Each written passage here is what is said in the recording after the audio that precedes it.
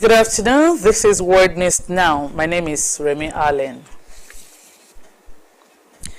As the globe marks the World Malaria Day 2023 today, stakeholders have rallied the federal government and health parties to a renewed vigor and financing towards ending the scourge. Despite a series of intervention programs against malaria in recent times, Nigeria is battling to win the war against the scourge with an estimated 2.04 trillion naira still routinely spent on treatments annually.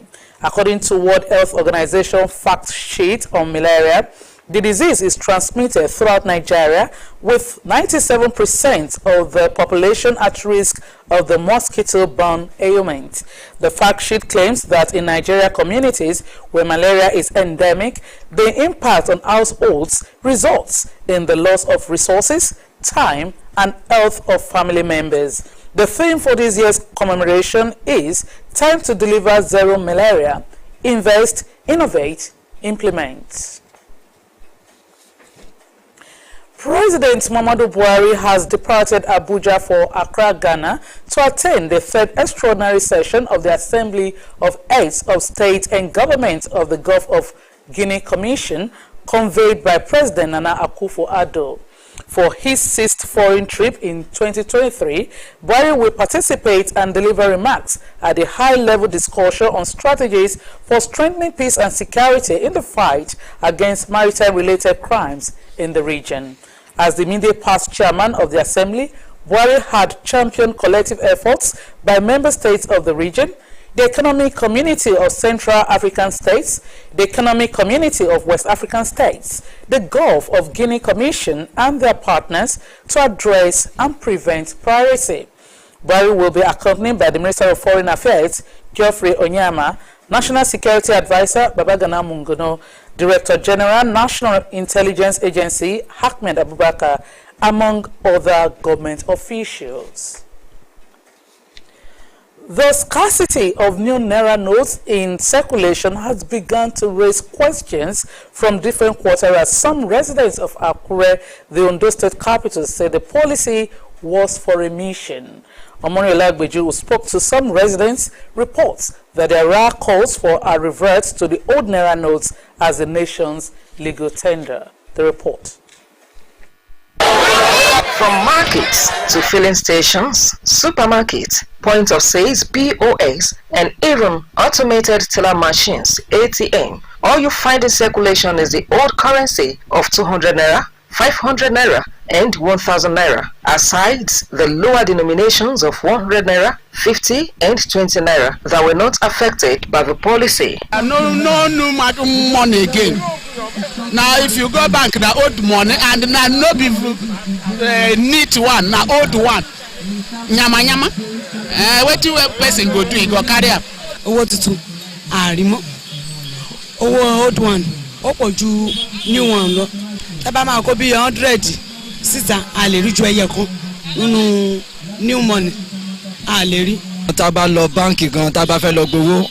Old money yẹn no fi sanwó fún wa. Àwọn new money tá rí just àwọn bí 200. So old money yẹn kò sí ìgboro mọ́. Ever since the Supreme Court ruled on March 3rd, extending the validity of the old notes till December 31, 2023, and which took the Central Bank of Nigeria, CBN, about 2 weeks to act on, the redesigned currencies have gradually phased out of circulation. There is enough cash now, but there is no new Naira notes. It's old cash you are still spending. A lot of people keep asking, where is the old Naira, new notes? But what is there? Even in bank, is the old currency that we are still receiving there. Out of every 50 pieces of currency, one can only get 2 pieces of the new notes, one that has raised questions about its scarcity. The new Naira notes, like I said initially, will have been a very good policy. Honestly, to a large extent, they cope many things, the kidnapping, the corruption and all, what have you. But very unfortunate, poor implementation. Because they are not really trying to redesign now per se. Because you could recollect the Minister for Finance even said that she was not aware right from the beginning. The whole intention is obvious now. If it was not clear before, it is obvious that it was targeted at election and not for the purpose of changing currency. Because if it was for the purpose of changing currency, there is no point still having those old notes. Now we can't even see the new ones. The old ones are supposed to be fading out while they are introducing the new ones. Respondents also spoke on the deadline of December 31st, 2023, now that the new notes are hardly cited in public.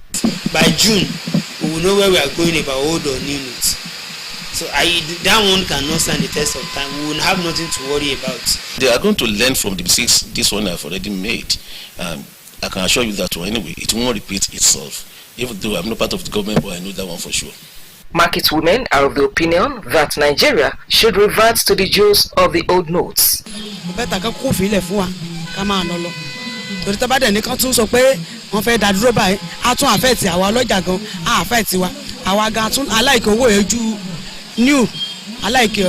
Maybe leave the old one now, because now old one now it plenty now.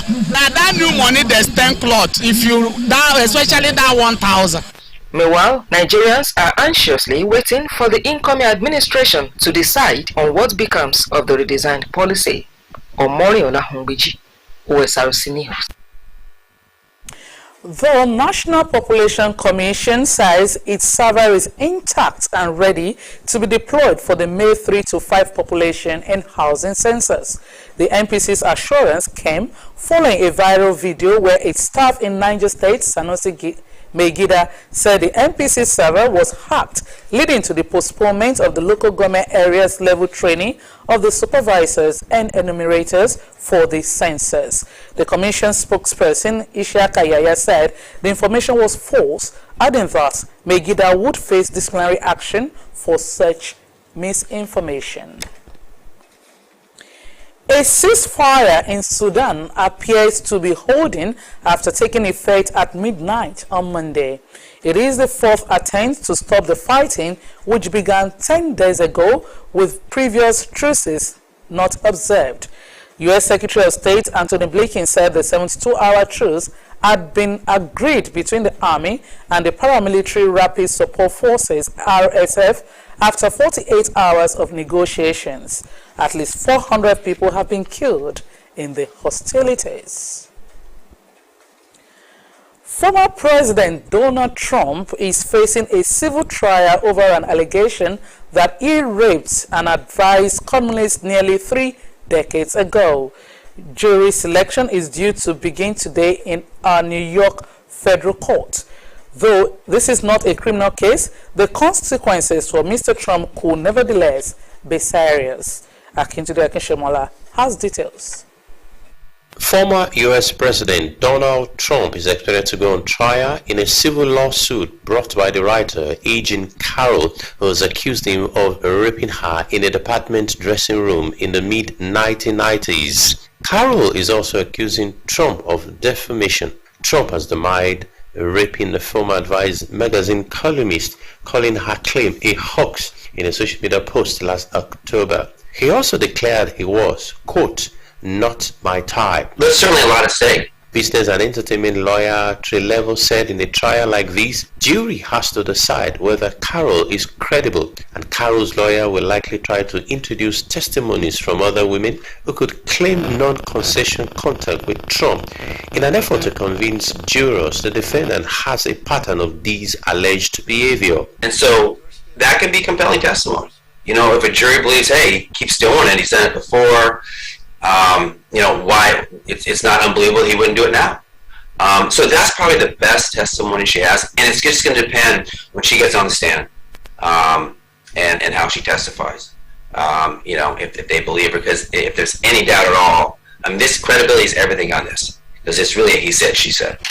Trump has denied multiple allegations of misconduct from different women. In 2016, audio emerged that the former reality TV star bragging about grabbing women's genitals. Trump apologized for the comment, which he said was just locker room talk. Carroll has said Trump approached her to help buy a gift for another woman at Bergdorf Goodman in the late 1995 or early 1996. She said he maneuvered her into a dressing room, forced her against the wall and raped her before she was able to break free. Trump has repeatedly attacked Carroll since she first publicly accused him of rape in 2019, including by claiming she was mentally ill. Trump is not required to attend the trial, and his lawyers have said he may not appear, citing security concerns and traffic delays. If Trump testifies, he will likely face an aggressive cross-examination. It's a civil case, so it's not a criminal proceeding, so he doesn't have to worry about jail time or anything like that, but